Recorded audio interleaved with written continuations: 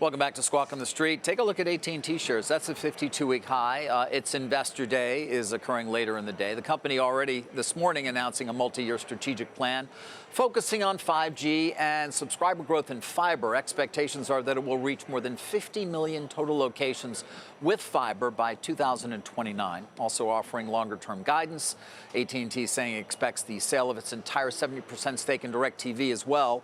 That's to TPG, will close in the middle of next year. CEO John Stankey joins us. He's live from the Investor Day that's taking place in Arlington, Texas at AT&T Stadium. John, good to see you. Nice to have you. Hi, David. Good to be back. You say that the company expects to be in a, quote, differentiated position within the connectivity industry by the end of the decade. Explain to our viewers what you mean when you say a differentiated position. Well, look, we expect that consumers are going to continue to need to connect to the internet in more and significant ways moving forward. And we think the only way you do that effectively is by having dense, rich fiber assets in the right place so that you can run world-class wireless networks and world-class broadband networks that are connected to people's homes and businesses. And we think the amount of fiber that we're putting in the United States and putting in the ground and how we're going to engineer and offer those networks is going to put us in a very unique position versus our competitors, and it's a very unique organic path to growth. You've obviously made a significant bet, so to speak, on that.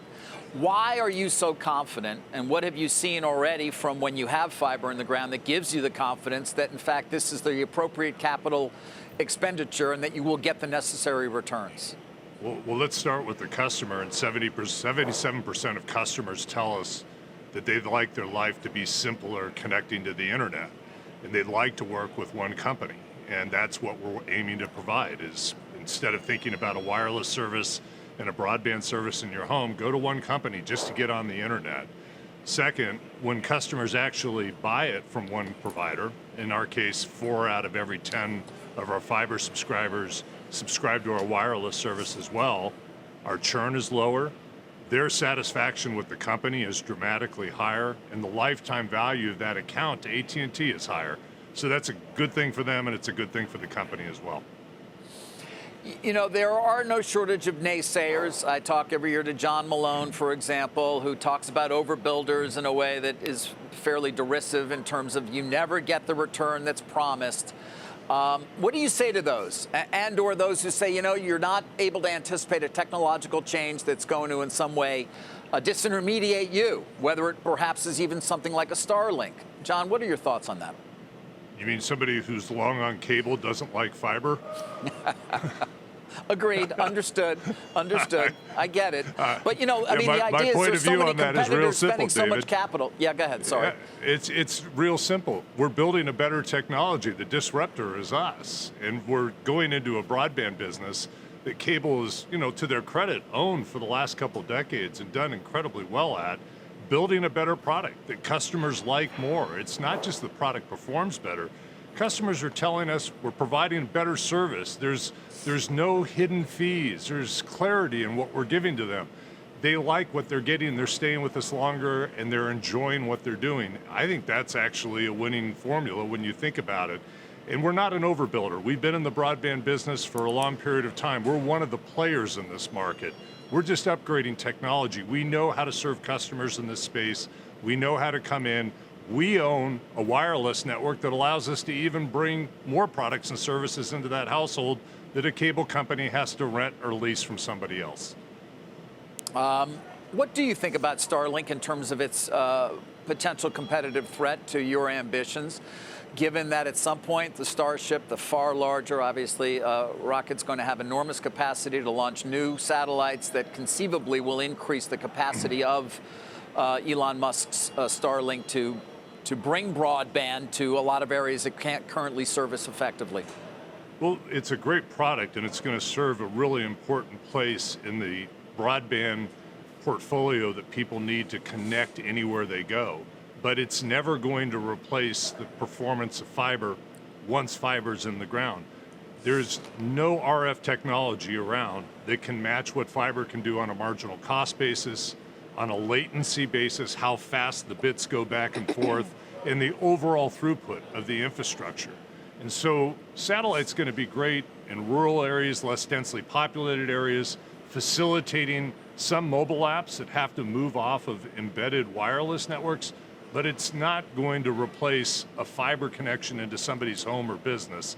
It's just not economical for it to work, nor is it going to keep up with the kind of performance that's necessary as we move into the world of AI and increasing demand on applications to have symmetrical bandwidth.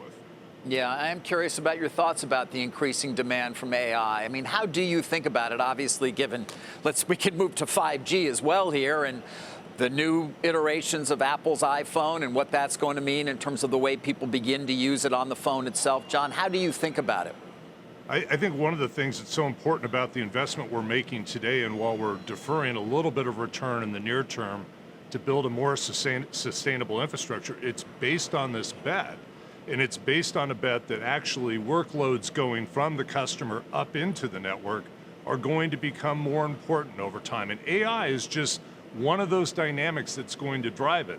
We're also seeing the rise of user-generated content that will drive it. But if you think about AI in particular, just think about how sensor technology, the number of cameras that are now out in somebody's life, around their home, in their car, in a store, and all that video needed to be shipped up to the network in order to be analyzed using AI algorithms. That alone is going to drive an incredible amount of upstream bandwidth and demand on a network. And that's why we think these investments are really appropriate to make right now and puts us in a unique position. And is that as well why, when you talk about longer-term growth targets for mobility, and here I'm talking obviously 5G, EBITDA growth, what, in the 3 to 4% range annually? That's, I don't want to put words in your mouth, but is that why you have the confidence to put a target out there long-term? We absolutely have that confidence. And you look at how we've been growing over the last 4 years and what this business has been able to achieve, both in our organic wireless growth and what we're demonstrating as we start to put wireless and broadband together and the magic of fiber. That we have every degree of confidence that we can continue to win customers, we can continue to grow ARPUs in our business, and we're going to continue to grow EBITDA, and that's why we're putting that guidance in front of everybody. On the financial front, John, we've talked about obviously your goal of reaching 2.5 times leverage target to net debt to adjusted EBITDA. You're going to get there, you say, by the middle of next year. You have, obviously, a capital return plan, both through repurchases and the dividend. You're keeping the dividend at the same level. Can you give us your thoughts as to why not perhaps increase the dividend a bit, send even more confidence into the market on that front?